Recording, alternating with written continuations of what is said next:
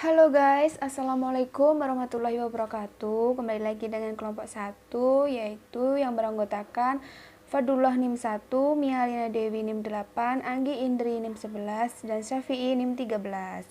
Nah, kelompok kami akan menjelaskan mengenai dasar pemrograman berorientasi objek.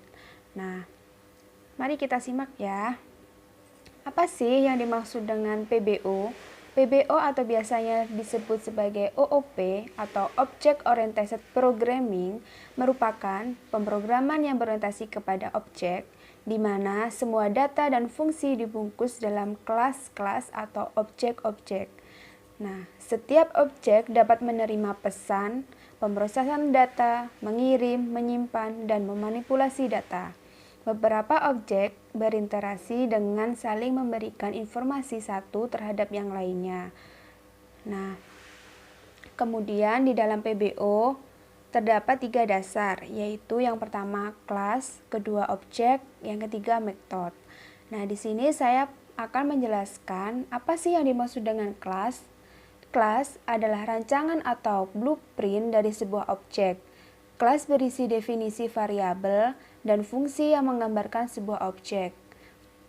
Nah, di sini saya akan menganalogikan apa sih kelas itu. Nah, kita ibaratkan dengan laptop atau notebook ya. Kita tahu bahwa laptop memiliki ciri-ciri seperti merek, memiliki keyboard, memiliki prosesor, dan beberapa ciri khas lainnya yang menyatakan sebuah benda tersebut adalah laptop. Selain memiliki ciri-ciri, sebuah laptop juga bisa dikenakan tindakan seperti menghidupkan laptop atau mematikan laptop. Nah, sintak dari kelas sendiri yaitu yang pertama yaitu kelas, kemudian nama kelas.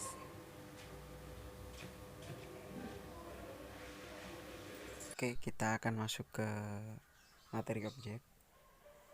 Objek adalah sebuah variabel yang merupakan instance atau perwujudan dari class. Untuk mulai membuat objek, Anda bisa menggunakan kata kunci new yang digunakan untuk membuat objek baru. Sintak pada objek seperti yang ada di layar, yaitu kurung siku buka nama class, kurung siku tutup, lalu kurung siku buka lagi, dan berikan nama objek, lalu kurung tutup, strip new, kurung siku buka, nama class, kurung siku tutup, dan dalam kurung lakukan sesuatu. Terima kasih.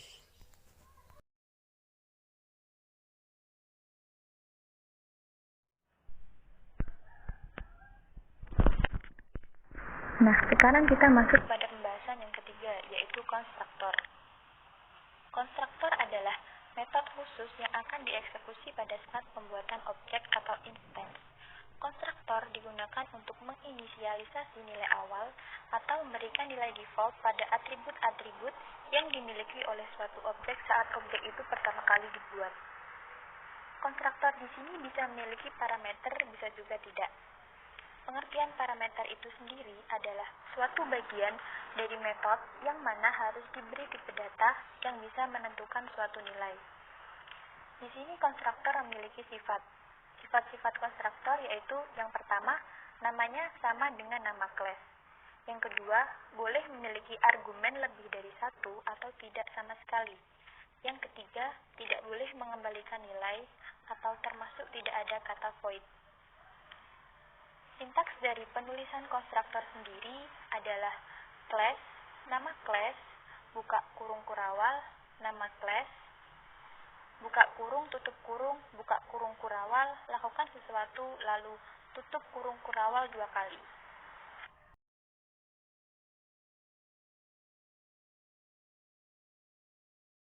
Oke, selanjutnya kita akan praktik langsung dari materi-materi yang sudah dijelaskan tadi. Nah, yang pertama kita praktek kelas dulu ya. Gimana cara membuat kelas? Nah, langsung saja untuk membuat kelas itu silahkan ketik keyword kelas, lalu diikuti nama kelasnya. Misalkan kita buat kelas orang. Oke, nah jangan lupa kurung perawan. Nah, dengan begitu kita sudah berhasil membuat kelas di Java.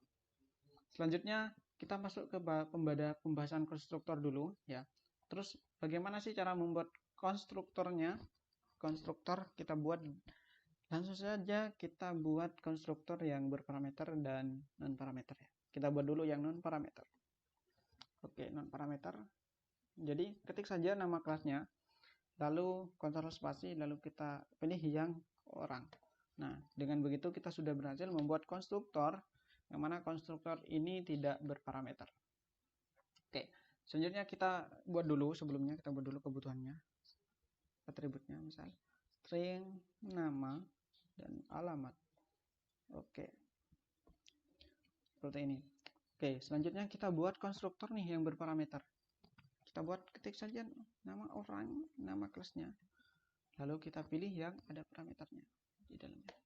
Oke, seperti ini. Jadi ketika konstruktor ini nanti dipanggil, diinisialisasikan objeknya, maka yang berjalan bahwa yang ada di konstruktor orang yang berparameter itu men-setting nama yang ada di variabel ini menjadi nama yang di parameter.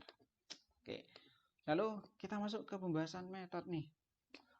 Metode, nah metode itu cara membuatnya seperti ini. Bisa langsung menggunakan void atau bisa langsung menggunakan nama tipe data yang ingin dia tampilkan, string, kemudian nama metodenya, semisal kita buat get nama ya ini. Nah, return nama ini. Nah, dengan begini kita sudah bisa berhasil membuat metode. Namun kita buat saja yang void ya, buat metode yang pertama. Void, misalkan void get information, get informasi aja, informasi. Oke, get informasi, kita tampilkan dia show apa, get informasi, kita nampilkan nama itu sama dengan nama. Oke, selanjutnya kita panggil sort lagi alamat sama dengan alamat. Oke, semisal seperti ini. Nah, lalu kita buat metode kebutuhannya. Semisal kita butuh void set nama, kita pakai parameter saja biar mudah, string nama. Nah, di sini kita copy saja yang di sini, copy paste biar cepat ya. Nah, berarti metode ini dia menginisialisasi bahwa nama yang ada di kelas utama isinya adalah nama yang ada di parameter metode nama. Oke, kita buat lagi parameter metode set alamatnya, alamat. Oke, kita buat dia berparameter alamat. Oke, alamat semisal this alamat sama dengan alamat. Oke, baik. Baik. Nah, selanjutnya kita buat juga ini ganti ya. Misalkan dia kita tampilkan get informasi 2. Oke. Kita di sini langsung return dua-duanya. Misal nama nah, dan langsung terus alamat. Nah, kita langsung panggil yang alamat. Oke, kenapa error? Di sini kita perlu tambahkan plus. Nah, oke, kita sudah berhasil membuat beberapa metode di sini. Nah, baik. Gimana cara menggunakan metodenya? Kita langsung saja bikin kelas main utamanya. Kita bikin kelas main utama. Oke, kita langsung saja ps vm metode untuk menampilkan apa yang ingin kita tampilkan.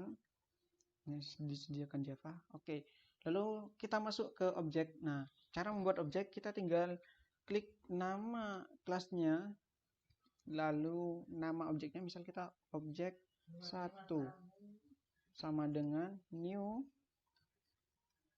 Kita panggil saja yang berparameter dulu, objek new orang. Kita pilih yang berparameter. Nah, namanya kita isi misal Fulan. Terus alamatnya kita isi Sidoarjo. Oke, selanjutnya kita buat yang bisa ngeset sendiri, maksudnya kita set ulang dari awal. Ini di sini juga dengan metode-metode yang sudah kita buat. Misalkan kita buat objek baru lagi, orang, kita objek 2 sama dengan new, kita gunakan konstruktor yang tidak berparameter. Oke, lalu gimana cara buatnya? Kita langsung saja kita buat di sini objek 2. Cara menggunakannya seperti ini. Kita sort saja, terus pilih ini adalah output objek 1. Oke, objek 1 kita panggil objek 1 dot get informasi 2. Oke, selanjutnya kita gunakan lagi sort. Kita mengeset dulu ya, sebelumnya kita set dulu string, kita simpan di variabel nama sama dengan objek 2. Kita set namanya misal kita buat Fulana ya. Terus alamatnya kita simpan di variabel juga, alamat. Kita set objek 2, kita set alamat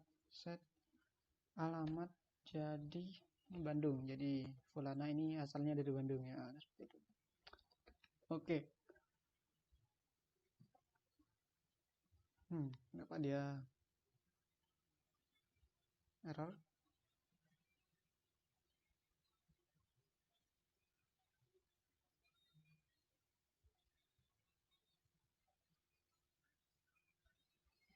Atau kita langsung saja seperti ini,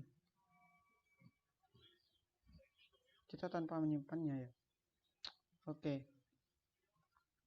terus kita mengesetkan dari nama tersebut. Terus kita tanpa simpan dalam variabel juga bisa, simpan juga bisa, namun tadi ada beberapa kendala, jadi kita gunakan yang tanpa disimpan di variabel. Untuk memanggilnya gimana? Ini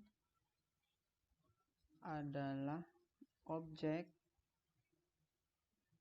2. Gimana?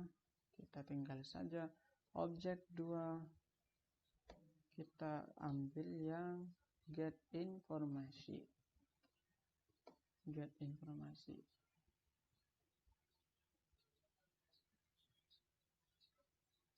Kita panggil objek 2 nya get informasi, seperti itu.